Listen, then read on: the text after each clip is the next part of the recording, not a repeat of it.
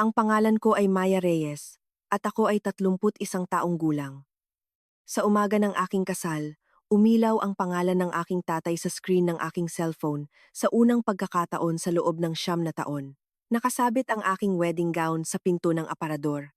Ang 3 patong na cake na inihurno ko noong nakaraang gabi ay nakapatong at nagpapalamig sa kusina ng lugar ng pagdiriwang at ang cellphone ko ay umugong sa ibabaw ng tokador habang may isang ngalan na umiilaw sa screen. Tatay, 9 na taon na ang nakalipas, sinabi ng aking kapatid sa aming mga magulang na ako ay nagbebenta ng drugs. Naniwala sila sa kanya at sa loob ng 1 linggo, ang aking malaking maleta ay nakapatong na sa aming balkonahe. Kung ano ang sinabi ng mensaheng iyon at kung ano ang isinagot ko 60 minuto bago ako maglakad patungo sa altar ay isang bagay na ipapaliwanag ng aking pamilya sa loob ng maraming taon. Maligayang pagbabalik sa mga kwentong tahimik na drama, kung saan ang mga tahimik sa pamilya ay nakakapagkwento na rin sa wakas ng kanilang panig. Kung naniniwala kang ang katotohanan ay nararapat hintayin ng 9 na taon, mag-iwan ng komento at huwag kalimutang sumubaybay. Ang ikalawang pag-alsa ng masa ay amoy mantikilya tuwing 4:00 ng madaling araw at ang amoy na iyon ay pag-aari ko. Ako ang nagtayo nito. Bawat peklat ng paso sa aking mga braso ay isang resibo. Ang panaderya ay nakatayo sa mismong bayan ng Santa Maria, sa pagitan ng isang hardware store at isang pag-upitan na nagsasara kapag 6:00. Nakatira kami sa paupahan sa itaas ng tindahan. Nag-alok siya ng kasal gamit ang singsing na itinago niya sa loob ng kahon ko ng yeast. Sabi niya, doon ko raw itinatago ang lahat ng mahalaga. Hindi siya nagkamali. Sa loob ng 9 na taon, ang lahat ng mahalaga sa akin ay nagkakasya sa mga lugar na kaya kong ikandado. Isang kontrata ng upa na tanging pangalan ko lang ang nakasulat. Isang kwenta sa bangko na walang ibang pwedeng gumalaw. Isang lalaking kumakatok bago magbukas ng pinto sa sarili niyang bahay. Natutunan niya ng maaga na kailangan ko ang katok na iyon. Tinatawag iyon ng mga tao na pagiging independyente. Tinatawag ko naman itong kung ano ang natira matapos magsagawa ng paglilitis ang iyong pamilya nang wala ka at natalo ka. Ganito ang bagay tungkol sa masa. Patatawarin ka nito kung magiging pasensyosa ka. Mas masalimuot ang mga pamilya. Hindi naman ako palaging ganito kaingat.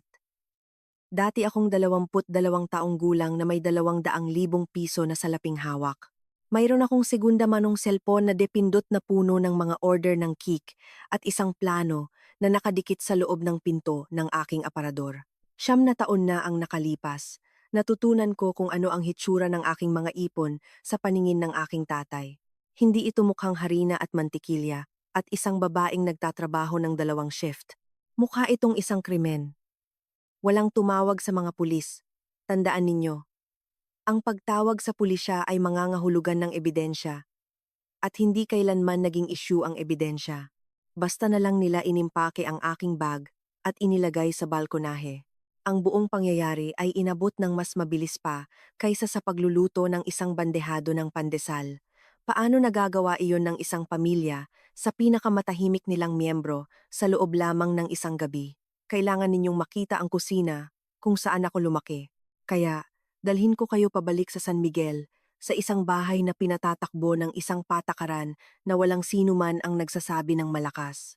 Namatay ang nanay ko dahil sa aneurysm noong 13 taong gulang ako sa isang araw ng Martes habang nagtutupi ng mga damit. Ang tatay ko, si Ricardo, ay isang kapatas sa kiskisan ng palay, isang malaki at tahimik na lalaki na minahal kami sa pamamagitan ng pagkukumpuni ng mga sira. May sinira ang pangungulila sa loob niya na hindi kayang kumpunihin ng kahit anong gamit. Makalipas ang 2 taon, pinakasalan niya si Tita Shirley, isang receptionist sa isang klinika ng dentista na may 9 taong gulang na anak na babae na nagngangalang Liza. Inampon ni tatay si Liza noong sumunod na tagsibol.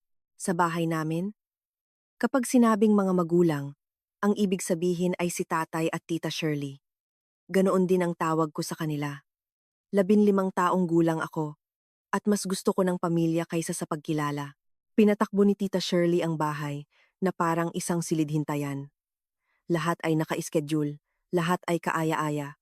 walang anumang sinusuri ng malalim. At si Liza. Si Liza ay maliit at maganda at takot sa lahat ng bagay. Ang bahay ay may isang batas, hindi kailanman nakapaskil, ngunit palaging ipinapatupad. Kung sino ang umiiyak, ng pinakamalakas ay siyang unang pakikinggan. Napakaganda umiyak ni Liza. Hindi ko iyan sinasabi ng may puot. Sinasabi ko ito sa paraang nagbabasa ng recipe ang isang panadero. 9 na taong gulang siya nang ilipat siya ng kanyang ina sa bahay ng isang patay na babae. Pinag-aralan niya ang pugon na ibinigay sa kanya. Natutunan ko ang pagiging tahimik, matataas na marka. Isang pansamantalang trabaho noong 14 ako, mga hugasin na tapos na bago pa may mag-utos. Inisip ko na kung magiging madali lang akong kasama, madaling mahalin dahil walang hinihingi, papayagan akong manatili. Minsan, titingnan ako ni tatay sa kabila ng hapagkainan nang may malambot na ekspresyon sa kanyang mukha. Itinatago ko iyon na parang isang tip. Hindi ko naiintindihan ang takbo ng isip ng isang takot na lalaki noon. Kapag ang pagpapanatili ng kapayapaan ang siyang buong relihiyon, ang anak na walang kailangan ay ang anak na kaya mong isakripisyo.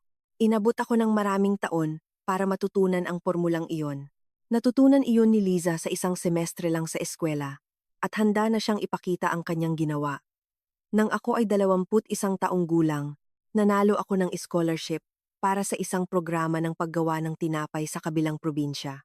Hindi kalakihang halaga, ngunit ito ang unang bagay na may pangalan ko na maaaring ipagdiwang ng sinuman.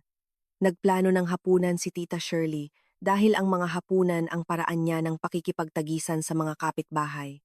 Ang gabi bago iyon, si Liza, na 15 taong gulang na noon, ay hiniwa ang kanyang braso gamit ang isang pang-ahit. Hindi malalim, ngunit sapat na ang lalim. Naabutan ko si Tita Shirley sa banyo na may hawak na gasa. Nakatayo si tatay sa pasilyo na nakahawak sa hamba ng pinto na parang tumagilid ang bahay. Nakansela ang hapunan, na tama lang naman. Hindi na kailanman nabanggit ang scholarship na nagturo sa akin ng isang bagay na hindi maituturo ng anumang programa. Ipinagmaneho namin si Liza para magpa-counseling pagkatapos noon. Binigyan siya ng bagong cellphone para maramdaman niyang konektado siya. Muling inayos ng bahay ang sarili nito sa paligid niya sa paraang nagsasara ang masa sa bakas ng daliri. Nakatayo ako sa kusina na may hawak na basahan. Pinapanood itong mangyari. Narito ang bahagi na kailangan ninyong marinig. Dahil mahalaga ito mamaya. Hating gabi noon, pinigil ako ng aking tatay sa pasilyo. Akala ko may sasabihin siya tungkol sa scholarship. Sa halip, tumingin siya sa isang bahagi na medyo kaliwa ng aking mga mata at sinabi, "Kailangan kong protektahan ang pamilyang ito." Sinabi niya iyon sa akin. Hindi sa pang-ahit. Hindi sa anumang bagyo na naninirahan sa dibdib ng batang iyon. Sa akin, na parang ako ang masamang panahon. Sinabi ko, "Opo, tatay, dahil 21 taon ako at akala ko ang pag-ibig ay isang pagsubok na maaari mong ipasa sa pamamagitan ng pagiging sunod-sunuran." Kinuha ko pa rin ang programa sa gabi at walang sinabihan, maayos na gumaling si Liza at nakuha ang kanyang permit sa pagmamaneho noong tagsibol na iyon at nagsimula akong magtago ng aking sobre ng ipon sa drawer ng aking aparador sa ilalim ng mga makakapal na damit. Iyon pala ang pinakamahalagang pagkakamali ng aking buhay. Pagsapit ng 22, nagtatrabaho ako sa 2 trabaho. Sa umaga, nagsisilbi sa isang tapsilogan at sa gabi naman ay nag-aayos ng mga paninda sa pamilihan. Linggo-linggo ay kumukuha ako ng kaunting salapi mula sa aking sweldo at pinapakain ng sobre. Mga 20, 50, 100 at paminsan-minsang 500. Ang lahat ng ito ay nakatuon sa isang bagay. Isang deposito para sa isang komersyal na kusina para sa una at huling buwan. Bukod pa sa isang segunda manong eskaparate na ibinebenta ng isang parokya, humigit kumulang 200,000 piso na naipon sa loob ng 2 taon. Nagtago rin ako ng pangalawang cellphone, isang gasgas na dipindot mula sa isang katrabaho. Lumaki na ng husto ang aking mga order sa pagpapakain kaysa sa kaya ng aking regular na numero.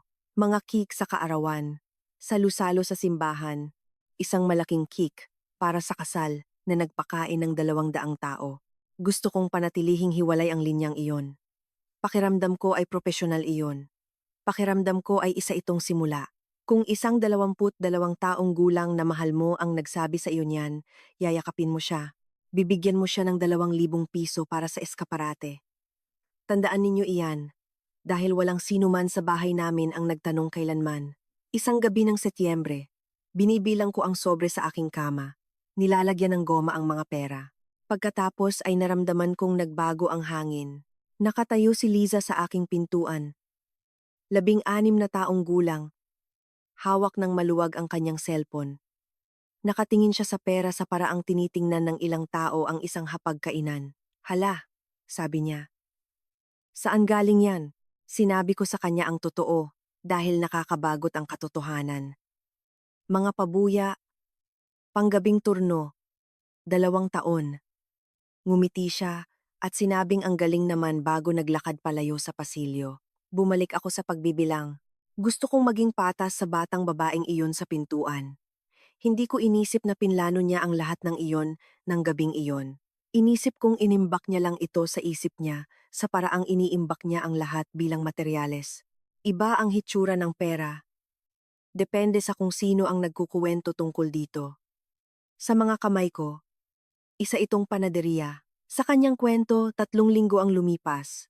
Naging isang bagay ito na ibubulong mo sa hapagkainan sa eskwelahan. Nagkasira-sira ito sa loob ng 1 linggo ng Oktubre sa 3 hakbang. Nagkaroon ako ng 9 na taon para pag-aralan ang pagkakasunod-sunod. Unang hakbang, nahanap ni Tita Shirley ang sarili niyang pampatulog na gamot sa drawer ng aking aparador, nakatago sa ilalim ng mga damit sa tabi ng aking sobre. Ilang araw na niyang hinahanap ang bote. Pangalawang hakbang, ipinatawag si Liza sa sala at umiyak ng umiyak. Sa pagitan ng mga hikbi, umamin siya. Nagtutulak daw ako ng bawal na gamot sa bayan. Ang depindot na cellphone ay para sa mga mamimili. Pinangako ko raw siya na hindi magsasabi. At takot daw siya sa akin. Hindi niya kailanman sinabi ng direkta ang salitang bawal na gamot. Hindi na niya kailangan. 16 na taong gulang, nanginginig, tumutulo ang pampaganda sa mata hanggang sa kanyang baba. Iyon na ang buong kaso. Pangatlong hakbang ay ang pera. Inilapag ni tatay ang aking sobre sa ibabaw ng mesita na parang isang hatol. Tinanong niya ng napakatahimik kung saan talaga ito nanggaling. Nagdala ako ng mga resibo sa bangko at listahan ng sweldo na nagpapakita ng 2 taong pag-withdraw na tumutugma sa 2 taong turno. Nag-alok ako at nagmakaawa na magmaneho papunta sa klinika ng gabing iyon para magpasuri sa kahit anong bawal na gamot na maisipan nila. Humalukip-kip si Tita Shirley at sinabi ang linya na naririnig ko pa rin sa aking pagtulog. Pwedeng dayain ang mga pagsusuri. Kita niyo kung paanong ang pintong iyon ay walang hawakan sa loob. Ang patunay ay itinuring na panlilinlang. Ang pagiging kalmado ay itinuring na kawalan ng emosyon. Ang mga luha ay maituturing na pagkakasala. Walang anumang pag-arte na maibibigay ang isang akusado na makakapagbigay kasiyahan sa isang madla na nangangailangang maging totoo ang akusasyon. Alam ko na iyan ngayon, noong Sabado na iyon. Bago pa man masuri ng sino man ang anumang bagay, ininom ni Liza ang maling mga tableta. Isinugod siya sa silid gamutan. Maayos na siya pagsapit ng linggo. Naiintindihan ng lahat sa silid hintayan na iyon ang bagong kaayusan. Namatay ang aking mga tanong sa mga upuang vinyl ng San Miguel District Hospital. Noong sumunod na Biyernes, umuwi ako mula sa aking trabaho at nakita kong bukas ang ilaw sa balkonahe.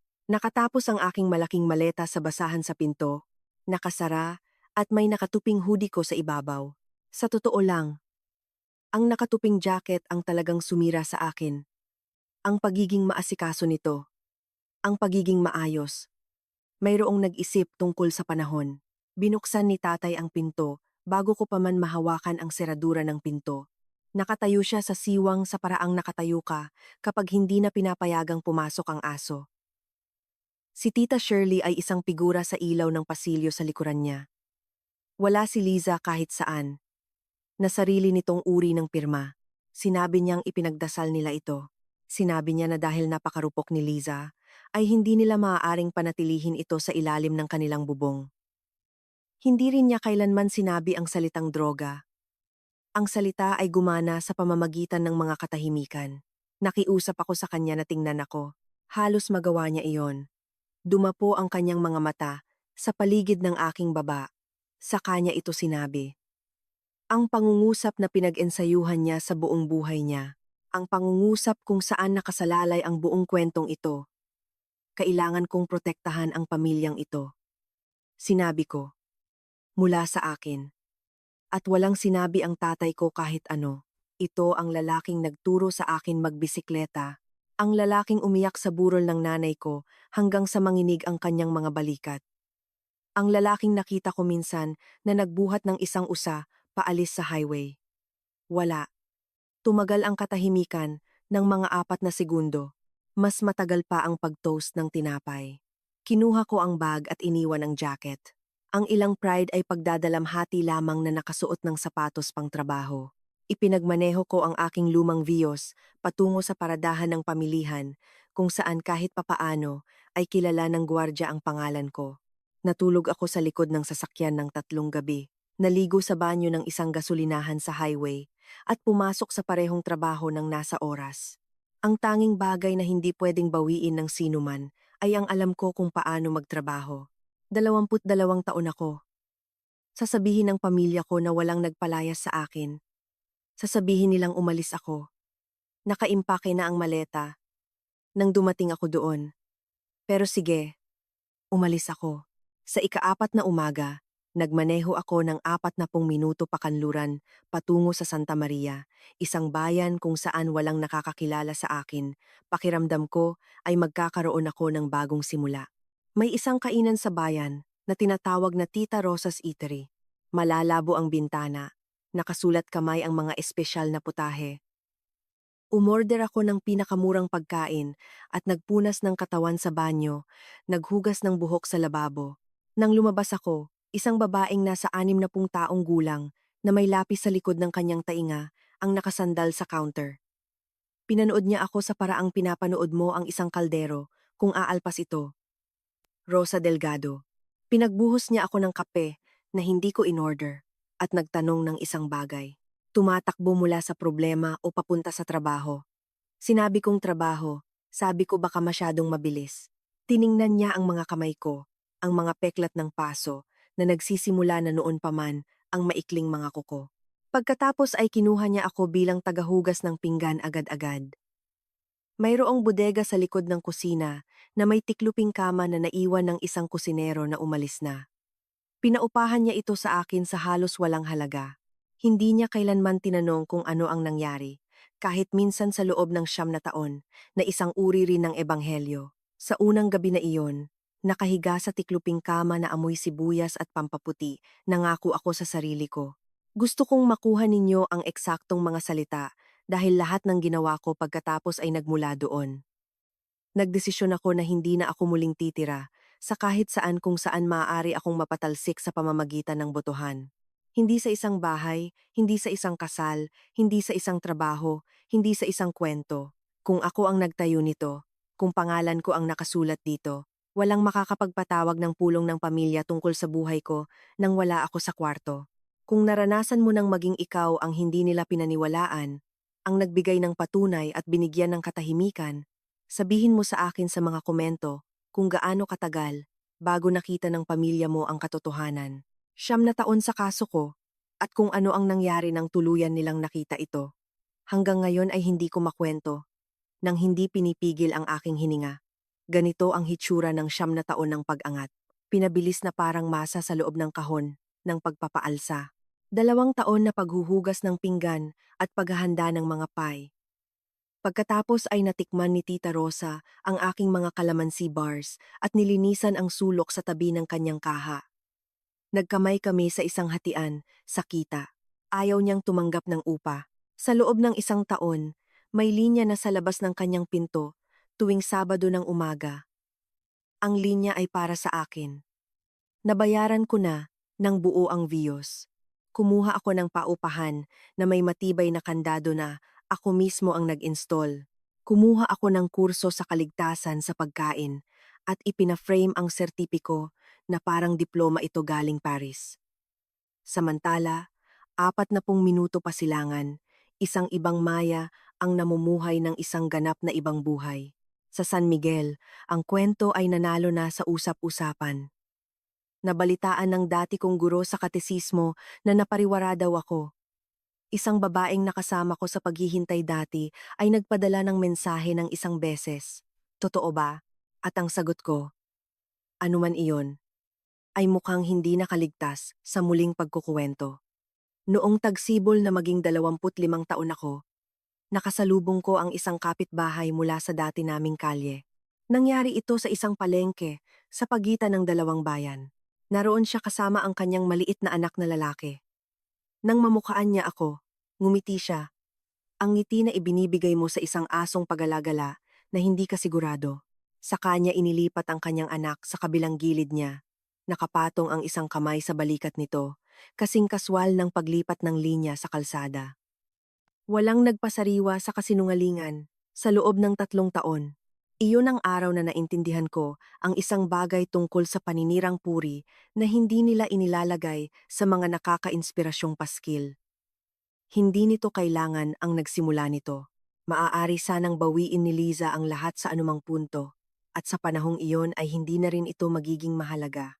Ang isang kasinungalingan tungkol sa iyo, kung bibigyan ng sapat na katahimikan, ay titigil sa pagiging isang kwento na ikinukwento ng mga tao at nagiging isang bagay na alam na ng mga tao.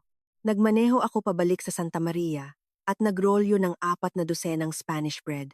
Hinayaan kong panatilihin ng silangang bahagi ng probinsya ang kanilang bersyon ko, ngunit may isang tao mula sa San Miguel ang hindi kailanman naniwala rito. At nagpapakita siya minsan sa isang buwan parang isang suki. Si Lola Remedios ay nanay ng aking tatay. Nasa edad 80 at maraming opinyon na nakasuot ng duster na may bulaklak. Nagmamaneho siya papunta sa Tita Rosa's Eatery tuwing unang Martes ng bawat buwan sa loob ng 6 na taon hanggang sa buwan na hindi na niya kaya. Palagi siyang umuupo sa pwesto sa sulok. Palagi siyang umuorder ng kapeng barako at kahit anong tinapay na nasunog ko ang gilid. Sabi niya ang mga sunog daw ay malaya sa kayabangan. Siya lang ang tanging tao mula sa lumang buhay na hindi kailanman nagtanong sa akin kung ginawa ko iyon.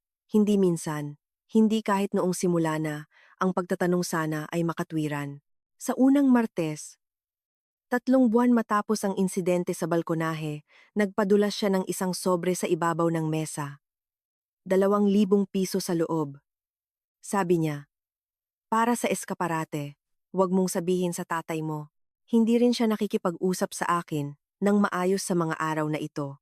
Sinubukan kong magpaliwanag tungkol sa pera, sa depindot na cellphone, sa mga gamot. Nakahanda na ang litanya ko noon, pati na ang mga ebidensya. Ipinagaspas niya ito palayo na parang usok.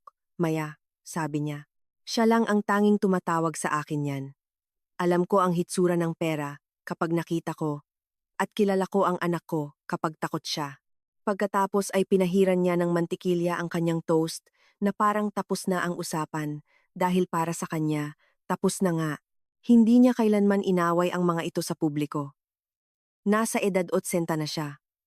Ang kanyang mga labanan ay nauwi na lang sa mga tarheta at pay. Pero buwan-buwan siyang nagpapakita. Ang paniwalaan sa loob ng isang oras sa isang buwan ay lumalabas na sapat ng kalorya upang mabuhay. Ikinukwento niya sa akin kung anong mga kanta sa simbahan ang inawit nila at kung sinong mga pinsan ang nagtatanong tungkol sa akin. Si Ate Bea. Madalas si Ate Bea. Tinitikman niya ang anumang tinetesting ko at hinahatulan ito tulad ng isang patas na hurado. Kailangan ng pasensya, sasabihin niya tungkol sa tinapay at tungkol sa akin. Gusto ko sanang sabihin sa inyo na nabuhay siya para makita ang buong ani. Hindi. Ngunit bago tayo makarating doon, isang lalaki ang pumasok sa aking buhay sa pamamagitan ng isang sirang pinto ng pugon. Namatay ang oven ko sa sulok ng kainan sa isang araw ng Biyernes, kung kailan may 200 pandesal sa iskedul. Nagpadala ang talyer ng isang karpintero at tagakumpuni na nagngangalang Mateo Santos. Sa isang bayan tulad ng Santa Maria, ang sasakyan ng bawat isa ay gumagawa ng 3 trabaho. 31 taon siya noon. May supot ng kahoy sa mga braso, tahimik sa paraang walang itinatago. Inayos niya ang bisagra at ang pampainit sa loob ng 70 minuto at naningil ng mas mababa. Saka siya bumalik noong Martes para suriin ang kalibrasyon. Hindi kailangang suriin ang kalibrasyon ng mga oven. 2 beses pa siyang bumalik at bumili ng kape sa bawat pagkakataon. Sa wakas, inaya niya akong lumabas para kumain habang namumula ang kanyang mga tainga. Sumagot si Tita Rosa ng oo mula sa kabilang panig ng kwarto bago pa man ako makabuka ng bibig. Sa aming ikaapat na pagkikita sa isang kainan ng inasal na may mga silyang plastik, tinanong niya ang normal na tanong. So, ang pamilya mo? At gumawa ako ng isang desisyon na hindi ko pinlano. Sinabi ko sa kanya ang lahat. Ang sobre, ang cellphone na depindot, ang bote ng gamot ni Tita Shirley sa ilalim ng aking mga makakapal na damit, ang ilaw sa balkonahe, ang nakatuping jacket. Medyo matagal din iyon. Lumamig ang aming pagkain. Hindi niya sinabing, wow. Hindi niya ginawa ang tingin ng isang abogado na ginagawa ng mga tao kung saan lihim nilang tinitimbang ang iyong kwento para humanap ng butas. Nakikinig lang siya sa paraang sinusukat niyang mabuti ng 2 beses ang materyales. Pagkatapos ay sinabi niya, so nag-ipon ka ng 200,000 piso sa loob ng 2 taon mula sa mga pabuya at hindi man lang nila hininging makita ulit ang mga resibo sa bangko pagkatapos ng gabing iyon, na parang ang galit ay isang sukat, na parang sinusuri niya ang isang dugtungan ng kahoy na hindi lapat ang pagkakagawa. Naniwala siya sa akin bago ko pa man matapos ang pangungusap. Hindi ko alam na pwede pala iyon. Umuwi ako ng gabing iyon at umiyak ng 20 minuto. Hindi tungkol sa pamilya ko para maiba, tungkol sa kung gaano kababa ang pamantayan na itinakda ko para sa pagiging minahal. Ang paniwalaan lang ako, iyon na yon. Iyon ang buong pamantayan. Namatay si Lola Remedios noong Enero, sa edad na 84 sa kanyang pagtulog habang nakabukas ang gabay sa telebisyon sa kanyang kandungan. Tinawagan ako mismo ni Ate Bea para hindi ko iyon malaman sa aming group chat. Ginanap ang burol sa parokya sa San Miguel at pumunta ako dahil mas mahalaga ang pagluluksa kaysa sa pagkakatapon.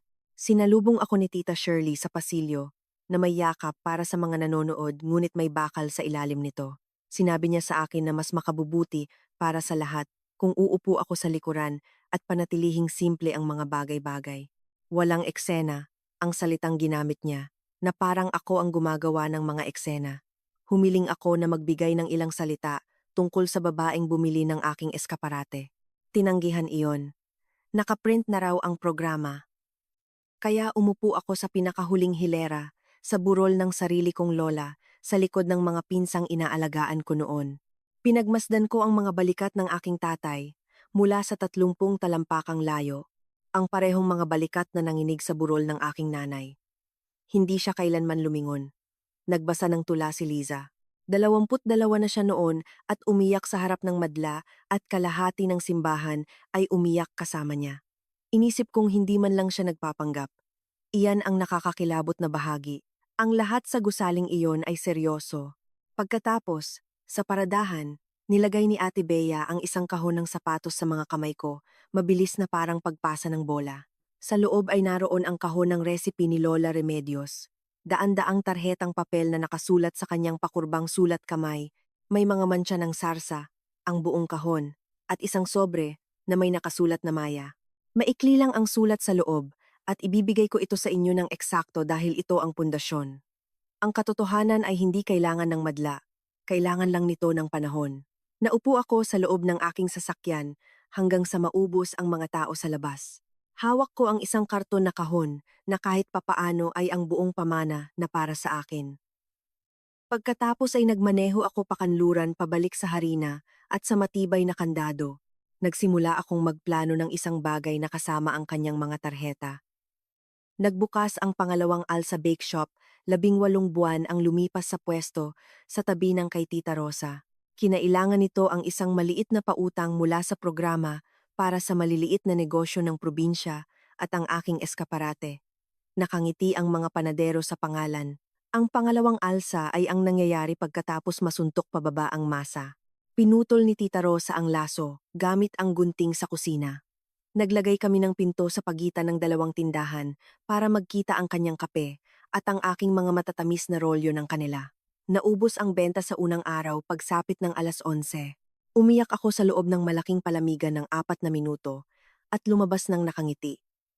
Magtanong ka sa kahit sinong may-ari ng tindahan. Tinatawag lang na Martes ang araw na iyon. Nang tag-araw na iyon, nag-alok ng kasal si Mateo sa kusina sa oras ng pagsasara, nakasabit pa ang mga bulaklak sa ilaw. Itinago niya ang singsing sa kahon ko ng lebadura. Nang makita ko ito, lumuhod siya sa isang binti sa sahig na siya mismo ang naglagay ng tiles. Sinabi niya na hiningi na niya ang basbas ni Tita Rosa dahil mas mataas ang ranggo niya kaysa sa lahat. Sumagot ako ng oo, bago pa man dumapat ang tuhod niya sa sahig, humigit kumulang. Nagtawanan kami. Tinawagan namin si Ate Bea. Kumain kami ng bahaw na ensaymada sa ibabaw ng mesa na parang mamahaling alak iyon. Ito ang pinakamasayang gabi ng aking buhay. At gusto kong maging tapat sa inyo tungkol sa kung ano rin ang totoo. Ang kaligayahang tulad niyan ay may mga gilid. Mayroong hugis na iniiwan ng isang tatay, hindi ang mismong lalaki. Ang mismong lalaki na kaya kong huwag isipin ng ilang buwan sa panahong iyon, ang hugis, ang silya na uupuan niya, ang mensahe ng pagbati na ibibigay niya. Nang gabing iyon pagkatapos makatulog ni Mateo, umupo ako sa mesa sa kusina na may hawak na dilaw na papel. Isinulat ko ang listahan ng mga bisita sa itaas. Pagkatapos ay isinulat ko ang unang linya, at pagkatapos ay tumigil ako, at ang panulat ay nanatili lang na nakalutang doon. Wala na akong isinulat na iba pa sa mahabang panahon. Mahigit 1 taon pa bago ang kasal. Nanatili ang papel na iyon sa mesa ng ilang linggo. Lumaki ito bilang isang mas malaking katanungan kaysa sa kaya kong harapin. Pagsapit ng tagsibol, ang pagpaplano ay kinuha na ang likurang mesa ng panaderya. Ang sentro ay ang plano ng mga uupuan, Manila paper, lapis, 80 pangalan na nakasulat sa pinakamaayos kong sulat kamay. Isang events place sa labas ng Santa Maria, isang glasshouse venue, mga nakasabit na ilaw, at petsa sa Oktubre. Ang pamilya ni Mateo ay nakapuno ng 4 na mesa mag-isa, mga kapatid at mga tiyahin, at isang lola na nagpapadala sa kanya ng mga medyas. Ang panig ko ay mayroon sina Tita Rosa, Ate Bea, ang aking mga kasama sa kusina, mga regular na customer sa kainan na nakita akong magsimula sa paghuhugas ng pinggan hanggang sa magkaroon ng sariling tindahan. Napuno ito ng maayos, maliban sa 2 pwesto. Sa tuktok ng papel sa nakaprint na hulwaran ng lugar ng pagdiriwang, mayroong isang linya, ama ng nobya, at sa mapa ng seremonya. Patuloy ko itong nilalampasan sa paraang nilalampasan ng iyong dila ang isang masakit na ngipin. Wala akong isinulat na kahit ano gamit ang lapis. Wala akong binura na kahit ano. Patuloy lang akong naglipat ng mga pinsan sa paligid nila tulad ng tubig sa paligid ng isang bato. Pinanood ako ni Mateo na gawin ito ng halos 3 linggo. Isang gabi, naglapag siya ng 2 tasa. Tinapik ng isang beses ang blankong linya at nagtanong ng malumanay, "Sino ang maglalakad sa'yo, papunta sa altar?" At narinig ko ang sarili kong sumagot, "Hindi ko pa alam." Na isang kasinungalingan. At hinayaan namin itong 2 na ganoon dahil mabait siya. Alam ko talaga. Matagal ko nang alam kung magiging tapat ako. Nalaman ko ito sa partikular na paraan kung saan alam mo ang isang bagay na hindi mo pa kayang sabihin. Ang pagsasabi nito ng malakas ay ginagawang pinal ang kabilang bagay. Ang paglalakad patungo sa altar ay ang tanging sandali na natitira sa modernong buhay kung saan pampublikong idinideklara ng isang babae kung sino ang kanyang pamilya. Walang pag-aalinlangan dito. Kung sino ang nakakapit sa iyong braso, nasa kanya ang iyong sagot. Kaya, nanatiling blanko ang linya, at ang 2 silya sa unang hilera ay nanatiling walang pangalan sa mapa. Gabi-gabi tuwing oras ng pagsasara, ang Manila paper na iyon ay nagtatanong sa akin ng parehong tahimik na tanong na pilit itinatanong ng buong probinsya sa loob ng 9 na taon. Sino ang umaangkin sa iyo, Maya? At pagkatapos ay ipinadala na ang mga imbitasyon, at ang isa sa kanila ay nagsindi ng mitsa. Walang imbitasyon na tumawid sa San Miguel. Patakaran iyon, na pinagpasyahan ng mahinahon habang kumakain ng hapunan. Hindi kami magpapadala ng papel sa bahay na iyon para lang panoorin itong pag-usapan. Pero nakatanggap si Ate Bea. Si Ate Bea ay gumugol ng 9 na taon bilang nag-iisang tao na gumagalaw sa pagitan ng aking dalawang mundo nang nakikita ang kanyang mga kamay. Nagmaneho siya papunta sa akin noong Hunyo. Umupo sa aking mesa na may matamis na pastry at tumugon ng oo bago pa lumamig ang kape. Pagkatapos ay tumahimik siya sa isang mabigat na paraan, tinitingnan ang kanyang tinidor. Sa wakas, sinabi niya ang pangungusap na nagdulot sa akin na mawalan ng tulog ng 1 buwan. Paano kung magbago sila bago mag-Oktubre? Tinawanan ko na lang iyon noong sandaling iyon. May sinabi akong pabiro tungkol sa tsansa nito at hinayaan niya ito at nag-usap kami tungkol sa mga bulaklak.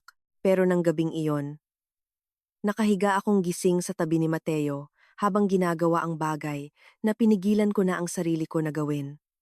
Ang bagay na pinaka nakakahiya kong aminin sa inyo. Umasa ako, tumakbo sa isip ko ang pelikula. Tumawag ang tatay ko noong Agosto. Sabihin nating mayroong nanginginig na voice message. Mayroong kape sa isang neutral na lugar. Mayroong paghingi ng tawad ng walang pero sa kalagitnaan nito. Nakasuot siya ng barong sa unang hilera sa buwan ng Oktubre. Umiiyak sa isang panyo. Pinaandar ko iyon ng 2 beses.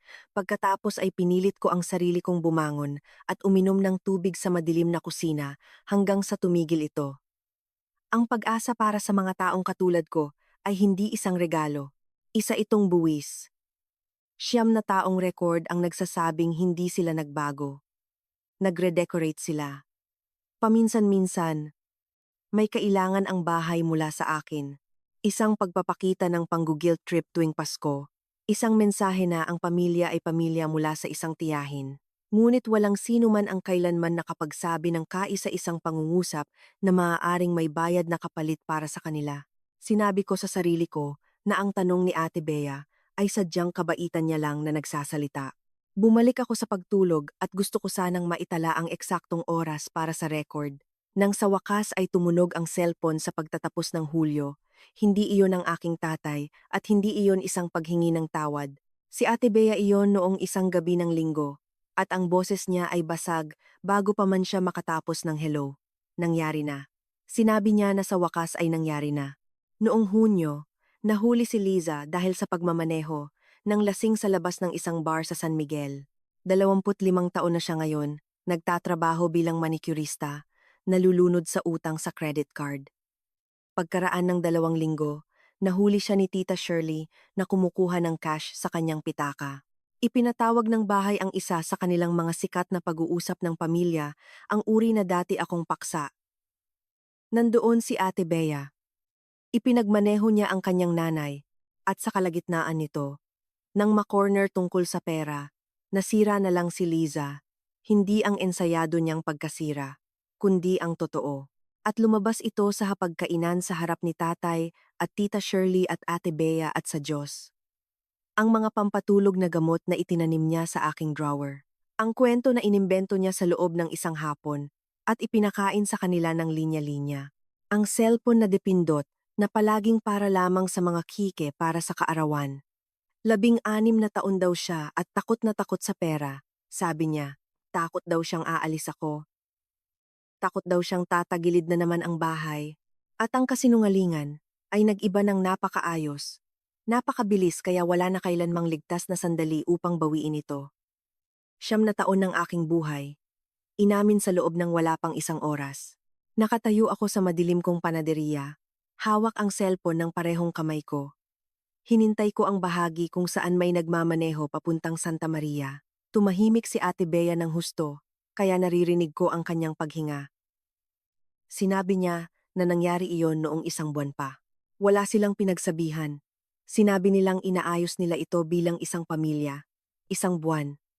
30 araw na alam ng tatay ko na inosente ang anak niya. Kumakain ng almusal, pumapasok sa trabaho, nagdarasal bago maghapunan. Ang hatol na hinintay ko ng 9 na taon ay dumating na sa wakas at sinelyuhan nila ito upang protektahan ang babaeng namemeke ng ebidensya. Sira na ni Ate Bea ang selyo dahil hindi na siya makatulog. Nagpasalamat ako sa kanya. Ikinandado ko ang panaderya. Hindi ko na matandaan ang pag-akyat sa hagdan patungo sa aming paupahan. Narito ang hindi nila sinasabi sa iyo tungkol sa pagkakapawalang sala. Dumadating ito ng walang mga palamuti. Naisip ko na ang tawag sa cellphone na iyon sa loob ng 9 na taon habang naliligo, habang nagmamasa sa mga pulang ilaw ng trapiko. Sa pantasya, ang katotohanan ay dumadating tulad ng isang hatol na binabasa at ang lahat ng gumawa ng masama sa akin ay pumipila para sabihin ang mga salita. Sa totoong bersyon, ako ay isang 31 taong gulang na babaeng nakatayo sa sarili niyang kusina ng hating gabi. Tekikal akong inosente sa loob ng 1 buwan na, at walang anumang bagay na gumalaw. Walang tawag mula sa tatay ko, walang sulat mula kay Tita Shirley.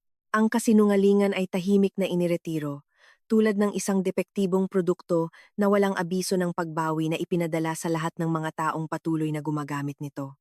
Ang dati kong kapitbahay ay nakahawak pa rin sa balikat ng kanyang anak sa kung saan. Masama pa rin daw ang lagay ko sa mga usap-usapan sa San Miguel.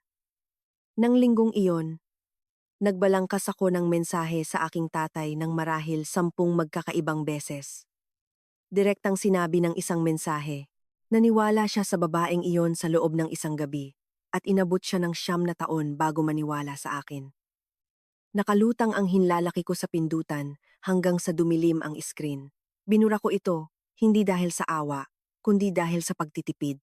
Mayroon akong panaderiya, nabubuksan ng 5:00 at walang badyet para sa isang digmaan. Akala ko noon ang katotohanan ay isang pinto. Lumalabas na isa lamang itong bintana. Maaari kang sumilip. Wala namang sino man ang kailangang magbukas nito.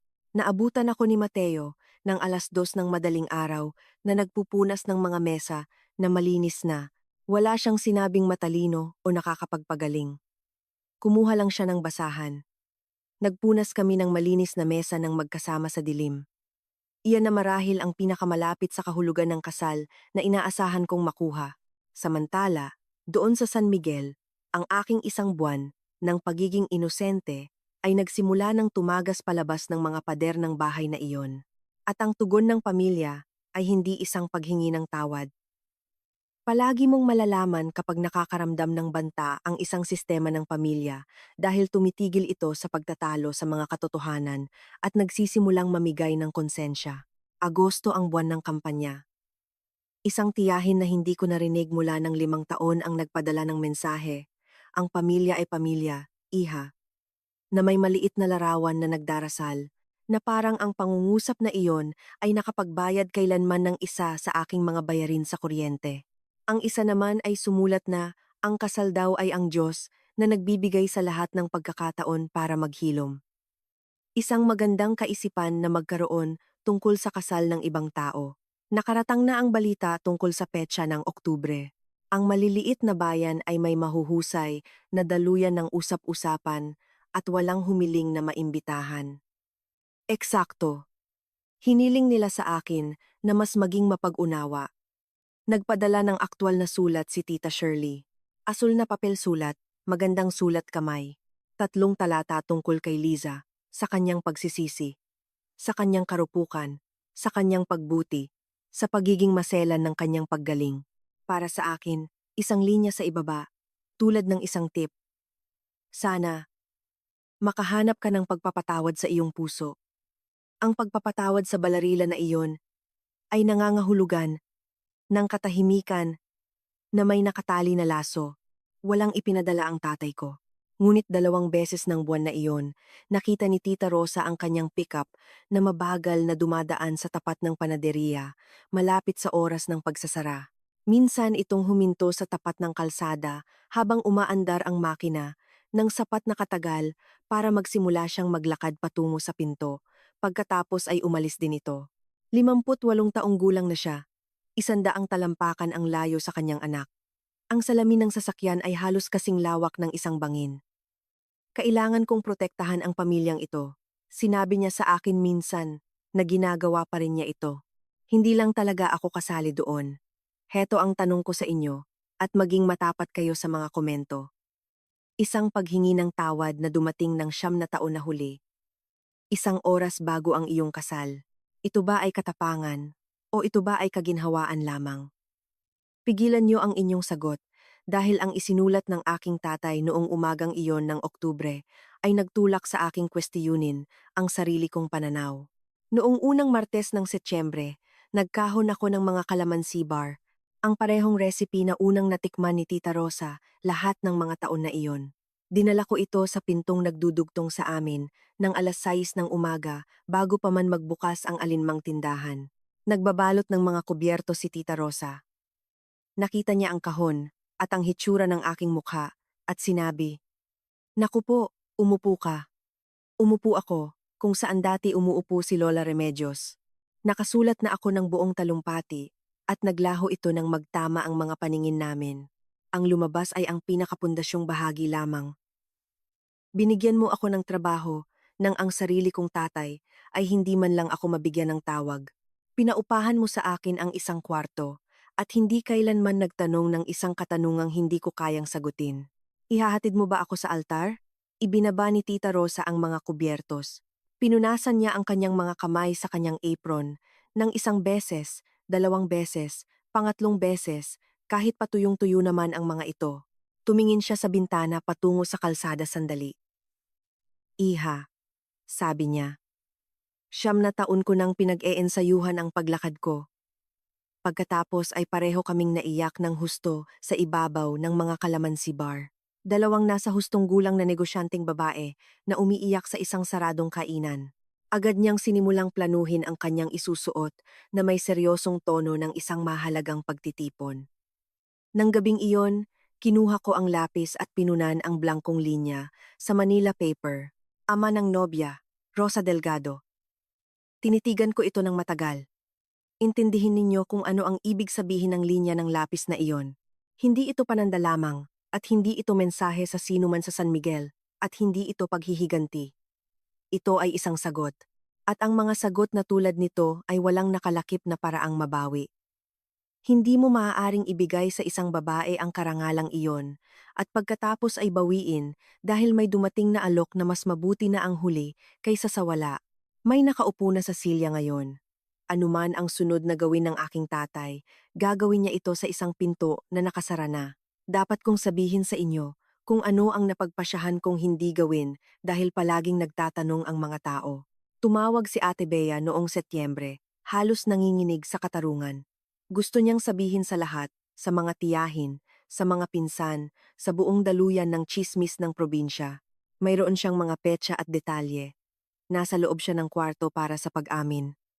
"Sabihin mo lang," sabi niya. At pagsapit ng linggo, malalaman ng bawat tao na minsan nang bumuntong hininga tungkol sa iyo kung ano ang eksaktong ginawa ni Liza. At hindi ako magpapanggap na hindi nakakatukso ang alok. Naging babala ako sa buong bayan sa loob ng 9 na taon. May isang bersyon ng aking sarili na gustong ilathala ang abiso ng pagbawi. Gusto kong mabilaukan ang dati kong guro sa katesismo dahil dito. Ngunit pinagmasdan ko ang bahay na iyon sa buong buhay ko. At alam ko kung ano ang mabibili ng pampublikong paglalantad. Isang panibagong krisis na pinagbibidahan ni Liza kung saan si Tita Shirley ang direktor at ang tatay ko ang tagapondo. Ang awa ng lahat ay dadaloy kung sino ang iiyak ng pinakamalakas.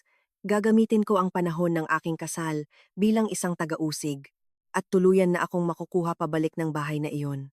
Hindi bilang isang anak na babae, kundi bilang isang saksi para sa walang katapusang paglilitis. Hindi. Ginawa na ng katotohanan ang trabaho nito. Sinabi ko kay Ate Bea, hindi ko ito inaarkila para gawin ang trabaho ko. Hindi rin naman kailanman ang buong probinsya ang target ng trabaho nito. Ang trabaho nito ay ang hapagkainan na iyon, at ginawa nito ang gawaing iyon sa loob ng wala pang 1 oras. Kung anuman ang piniling gawin ng mga taong nakarinig nito matapos iyon. Katahimikan, mga sulat tungkol sa pagpapatawad, mabagal na pagmamaneho sa tapat ng tindahan. Hindi iyon ang pagkabigo ng katotohanan. Iyon ay sila mismo na sumasagot dito. Nagreklamo si Ate Bea, pero umurong din. Isa siyang mabuting uri ng sundalo. Bumalik ako sa pagtetesting ng mga palamuting asukal at mga huling sukat at gusto ko sanang sabihin sa inyo na naramdaman kong payapa ako sa lahat ng iyon. Karamihan ay naramdaman ko naman. Ngunit may isang ulat mula kay Ate Bea noong taglagas na hindi ko maitago saan man. Pinuyat ako nito sa paraang ginawa ng Pag-asa noon. Ito ay tungkol sa aking tatay. Isang nakaparadang pickup at isang sombrero. Ang nanay ni Ate Bea ay nakatira sa kabilang kanto mula sa aking panaderiya 2 bahay ang layo mula sa tindahan ng mga materyales. Isang gabi ng Sabado noong unang bahagi ng Oktubre, paalis na si Ate Bea sa bahay ng nanay niya ng 9:00. Nakita niya ang pickup ng tatay ko na nakaparada sa kalye. Patay ang makina, patay ang mga ilaw. Halos kumatok na siya sa salamin. Pagkatapos ay nakita niya ang ginagawa nito at hindi siya nakagalaw. Nakatayo siya sa loob, tinanggal ang kanyang cap. Hawak ito ng 2 kamay na parang nasa simbahan. At nagsasalita siya ng mag-isa sa salamin ng sasakyan patungo sa umiilaw na karatula ng pangalawang alsa. Nagsasalita, tumitigil, umiiling, nagsisimula ulit, nag-e-ensayo. Pinanood ni Ate Bea ang tatay kong mag-ensayo ng paghingi ng tawad sa isang pirasong salamin sa loob ng 10 minuto. Sa kanya isinuot muli ang kanyang sombrero at nagmaneho ng 40 minuto pauwi sa San Miguel. Gusto kong maging maingat dito dahil ito ang bahagi ng kwento kung saan pwede akong magsinungaling sa inyo sa alinmang direksyon. Kaya, narito ang pinakatotoong bagay na masasabi ko tungkol kay Ricardo Reyes. Ang lahat ng ginawa niya simula noon ay para hindi na siya muling nakatayo sa isang libingan ng ganoon, hindi na muling mawawalan ng pamilya. Sina Tita Shirley at Liza ang kanyang ikalawang pagkakataon. Ang pagiging mahina ni Liza ay hindi kailanman naging pabigat para sa kanya. Ito mismo ang bagay na kung saan niya inorganisa ang kanyang katapangan. Ang pagprotekta sa mga marupok ay nagbigay sa kanya ng pakiramdam ng pagiging ama. Nangailangan lang ito ng isang anak na babaeng kayang akuin ang kapalit nito. At ako ay napakatibay. Naiintindihan ko ba siya? Oo. Ang pag-unawa ay isang bagay na kaya kong ibigay sa kanya ng libre. Hindi ito katumbas ng isang upuan. Nang sabihin sa akin ni Ate Bea tungkol sa sombrero, umiyak ako sa tagal ng isang pulang ilaw. Pagkatapos ay pumasok ako sa loob at pinakain ang pampaalsa ng masa. 10 araw bago ang kasal, nangyari na ang kinatatakutan ko. At bumagsak ito ng eksakto kung saan ko inasahang babagsak ito. Noong Lunes ng linggo ng kasal, ipinasok ni Liza ang kanyang sarili sa ward para sa kalusugan ng isip sa San Miguel District Hospital.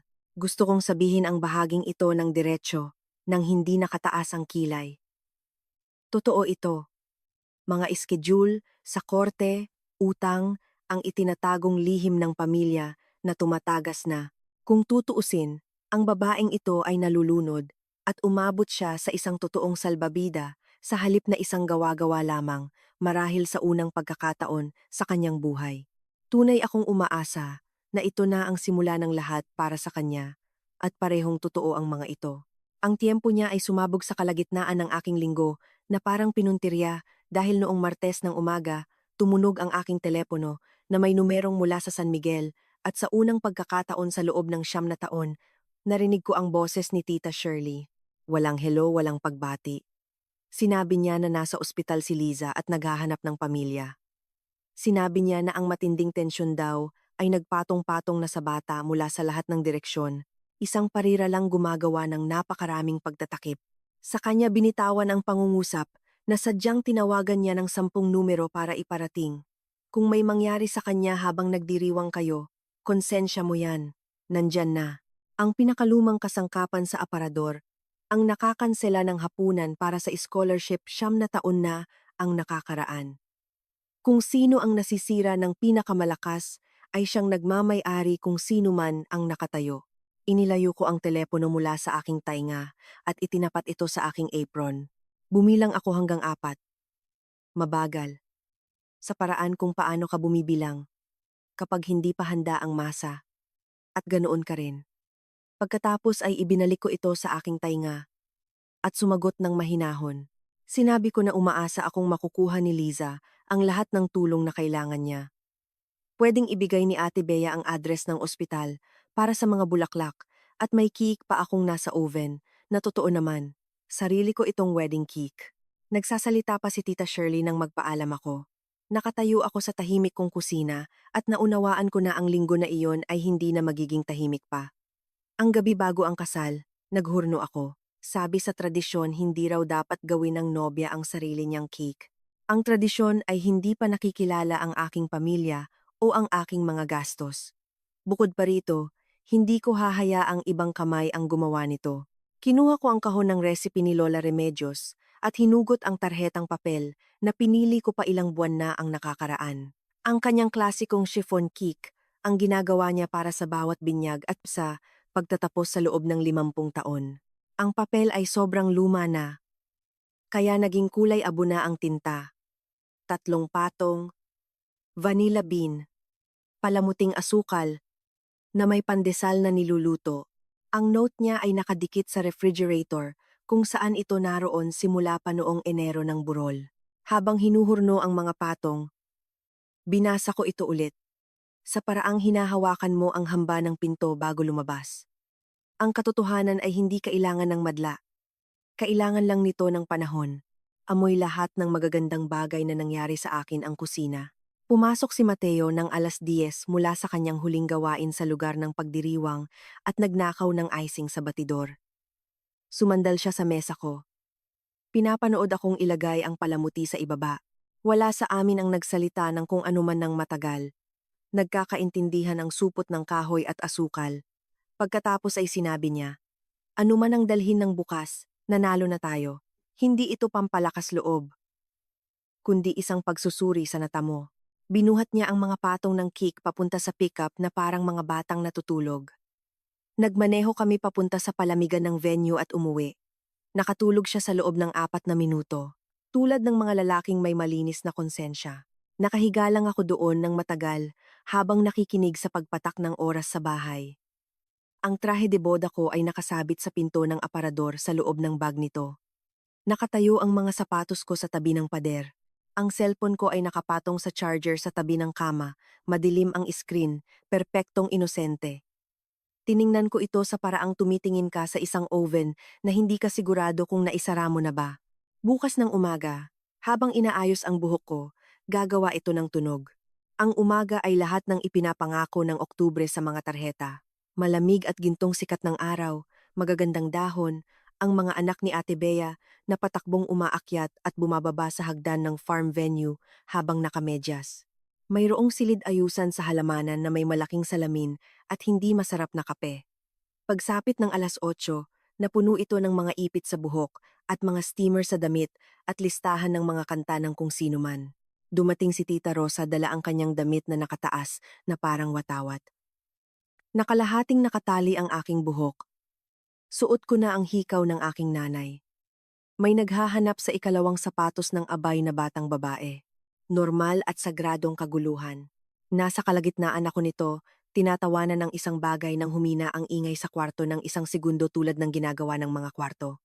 Sa sandaling iyon, umugong ang cellphone ko sa ibabaw ng tokador. Nag-umpisang umugong at patuloy na umugong. Isang tawag. Tiningnan ko ang screen at ang buong umaga ay naging tahimik sa mga gilid, parang nagsisimulang umulan. Tatay, 9 na taon, at ang pangalan sa screen ay nagsasabi pa ring tatay dahil hindi ko na ito pinalitan. Kung gusto mong malaman kung saan nagtatago ang pag-asa sa isang tao, nandyan ang sagot mo. Nakatira ito sa mga detalyeng hindi mo kailanman binabago. Hinayaan ko na lang mag-ring ang tawag.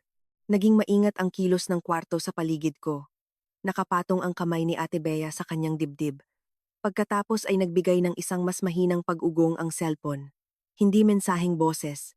Isang mensaheng sapat ang haba kaya naubusan ng espasyo ang paunang tingin at nagtapos sa mga tuldok. Oras ay 8 na umaga. Kinuha ko ang cellphone. Umupo ako sa gilid ng higaang sofa. Nakasabit ang trahe sa salamin sa likuran ko. Mayroong humigit kumulang 1 oras sa orasan bago ako kailanganing naroon. Sa tuktok ng altar, sinabi ni Ate Bea ang pangalan ko na parang nagtatanong. 1 minuto, sabi ko. At binuksan ko ang mensahe ng aking tatay at binasa ko ito ng 2 beses at mas masama ang pangalawang beses.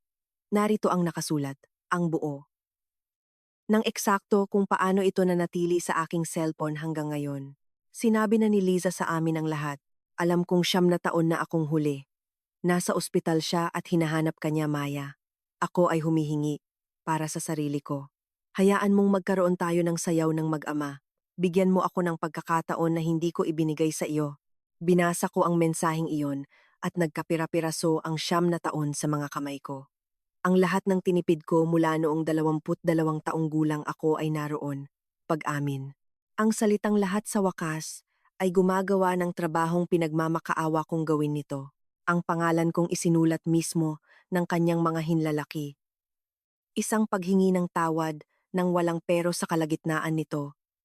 O malapit na roon para lokohin ang isang gutom na puso. At sa ilalim ng lahat ng ito, ang eksaktong hugis ng pantasya na pinaandar ko sa dilim matapos ang tanong ni Ate Bea noong Hunyo.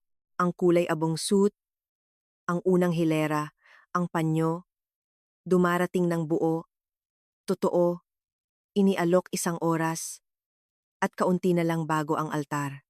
Iyon ang kalupitan yon. At hindi ko man lang inisip na sinadya niya ito. Nahanap lang niya ang kanyang katapangan sa pinakahuling vending machine sa gusali. Tumayo ako dahil ang pag-upo ay parang pagpayag sa isang bagay. Tumayo rin kasama ko ang babae sa salamin. Puting trahe, hikaw ng nanay ko. Matatag ang mga kamay. Pinilit kong tingnan siya habang tumatakbo ang dalawang hinaharap. Unang hinaharap. Replyan ko siya. Halika. Maglalakad siya papasok. Mukhang pagod at nagsisisi. 80 bisita ang makakakuha ng kwento ng pagbabago. Iiyak ang buong bayan. Mangyayari ang sayaw. At bawat Oktubre pagkatapos nito, ang anibersaryo ko ay bahagyang kabilang na sa kanyang takbo ng buhay. Ang kanyang pagsagip, ang kanyang 30 araw na katahimikan, ginamit bilang bawas presyo sa eksaktong oras na wala na akong puwang para makipagtawaran. Ikalawang hinaharap. Ang mensahe ay sasagutin ng buhay na naitayo ko na. Ang braso ni Tita Rosa, ang linya ng lapis sa Manila paper, ang babae sa lumang Vios na nangako sa sarili na wala ng mga bahay na pwede siyang patalsikin. Gusto ng buong katawan ko ang unang hinaharap. At kailangan kong malaman ninyo yan. Ang pagnanais sa iyong tatay ay hindi isang kahinaan na nalalampasan mo. Isa itong alon, at kasama ko ito sa kwarto. Ngunit ang pagnanais ay hindi parang matematika. Naniwala siya sa kanya sa isang gabi. 9 taon. Walang kahit isang tawag. At ngayon isang oras, isang mensahe, isang sayaw. Hinihiling na parang pagbabago lang ng direksyon. Sa likuran ko, tahimik na pinalabas ni Ate Bea ang mga bata. Tiningnan ko ang orasan at alam ko na ang susunod kong gagawin ay kukuha ng mas kaunting oras kaysa sa isang batch ng pandesal. Nararapat lang dahil ganito rin katagal ang ginugol nila para sirain ang buhay ko 9 taon na ang nakakaraan. 3 bagay ng sunod-sunod.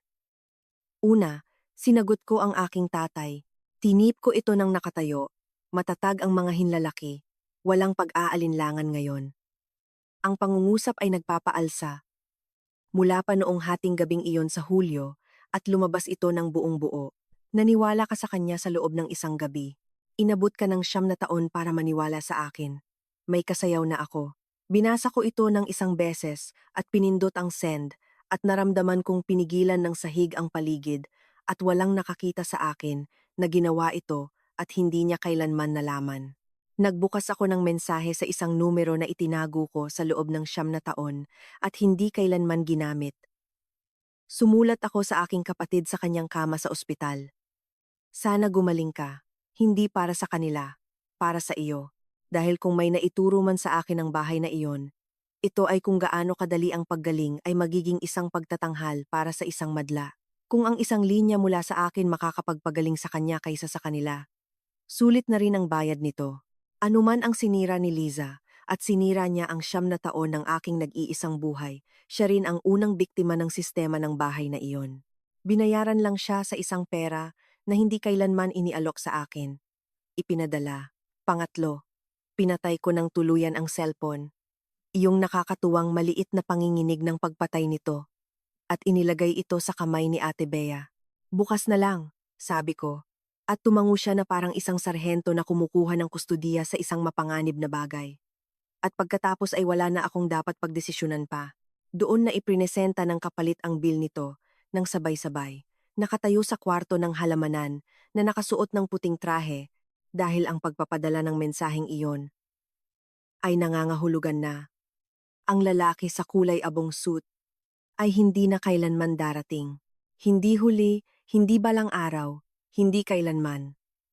Gumugol ako ng 9 na taong galit sa aking totoong tatay, habang tahimik na naglalaan ng upuan para sa imahinasyong isa.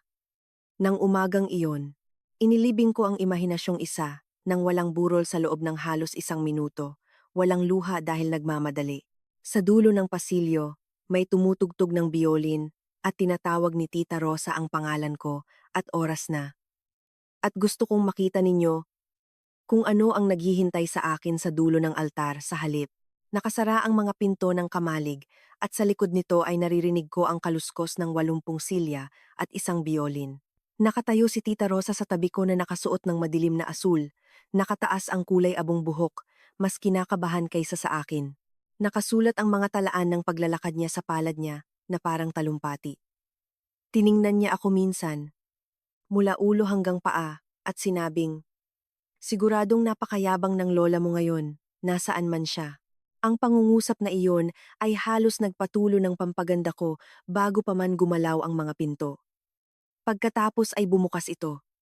Narito ang ginawa ko ilang linggo na ang nakakaraan sa 2 silya sa harapang hilera sa panig ko. Yung mga nilalampasan ko tulad ng isang masakit na ngipin buong tagsibol.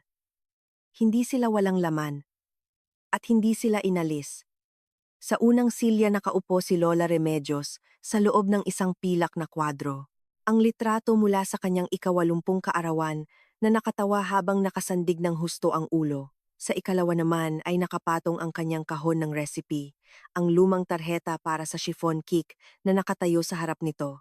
Ang papel na gumawa ng cake na naghihintay sa palamigan. Tumayo ang mga bisita at gusto kong sabihin sa inyo kung ano ang nakita ko habang naglalakad patungo sa altar na nakakapit sa braso ni Rosa Delgado dahil sinadya kong ilista ito. Ang aking mga kasama sa kusina sa isang hilera na nagiiyakan. Ang gwardya mula sa paradahan ng pamilihan na retirado na at nakasuot ng kurbata, mga regular sa kainan na kumain ng una kong mga sunog na gawa. Ang lola ni Mateo, si Ate Bea, nagliliwanag. Binabantayan ang kanyang maliit na pitaka habang ang buong lumang buhay ko ay patay na nasa loob nito. Si Mateo, sa kabilang dulo ng lahat, nasisira sa pinakamagandang paraan. Bawat mukha sa kamalig na iyon ay pagmamay-ari ng isang taong nagpakita sa loob ng 9 na taon, hindi bago nito at hindi pagkatapos ng hatol. Ang buong kongregasyon ng mga nanatili sa akin sa panahong iyon, nakatayo, 9 na taon na ang nakakaraan. Napatalsik ako sa isang pamilya. Nang hapong iyon, isa ang nagpasok sa akin nang nagkakaisa. Kung mayroon mang butas sa silid kung saan dapat naroon ang kulay abong suit, magiging tapat ako sa inyo. Hinanap ko iyon minsan.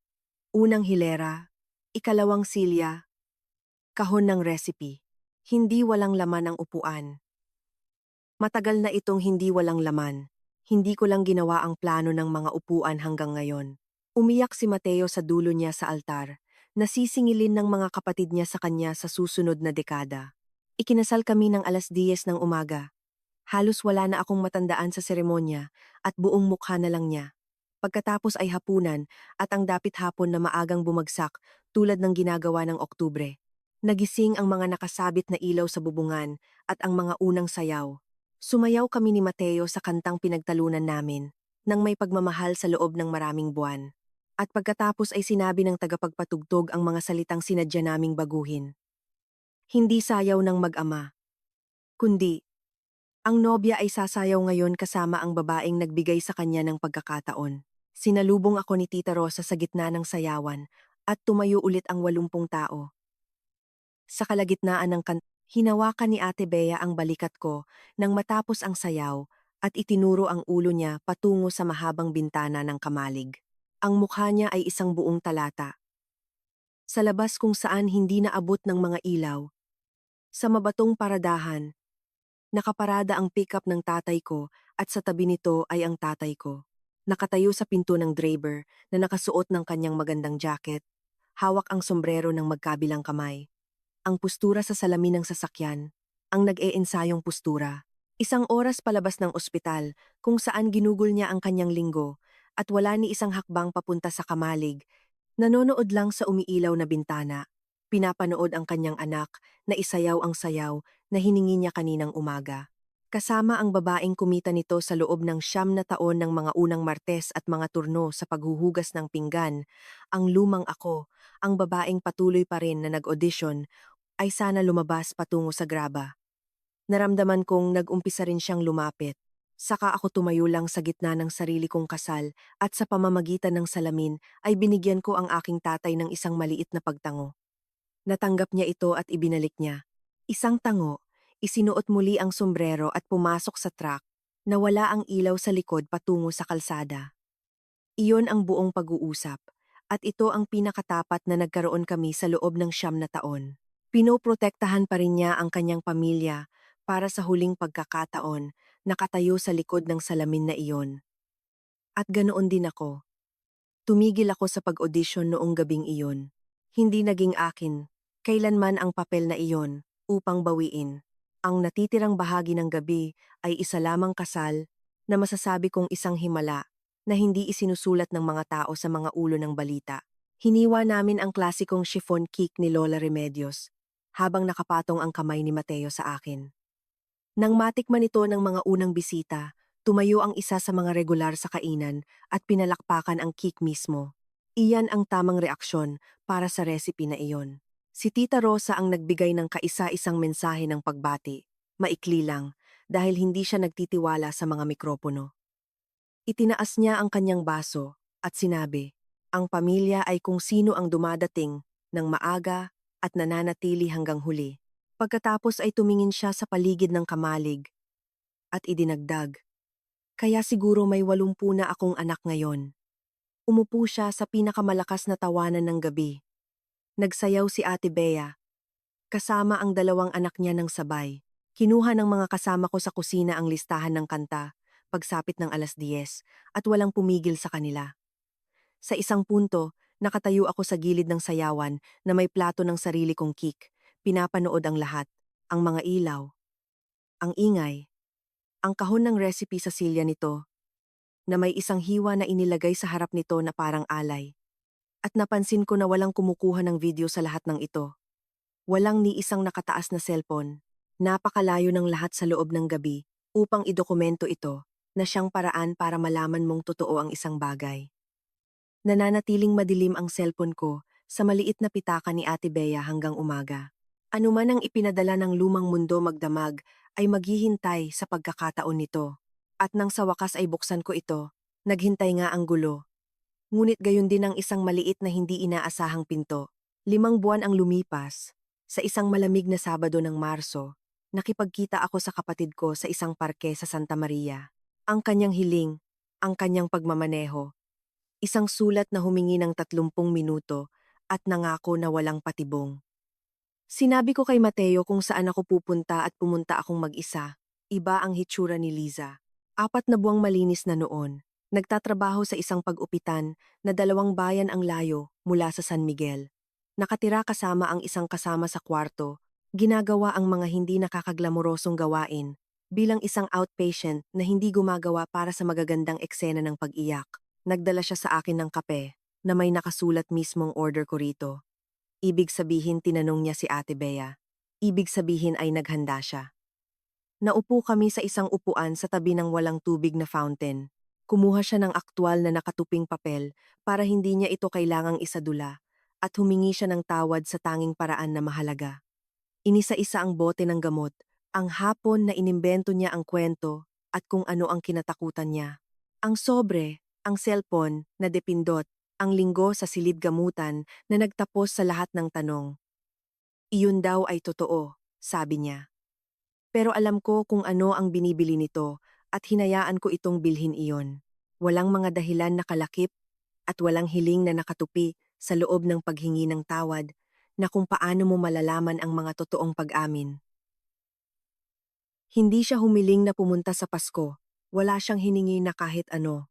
Pagkatapos ay sinabi niya ang pinakamatalinong pangungusap na kailanman nasabi sa akin ng sino man mula sa bahay na iyon. Hindi mo ako obligadong bigyan ng relasyon.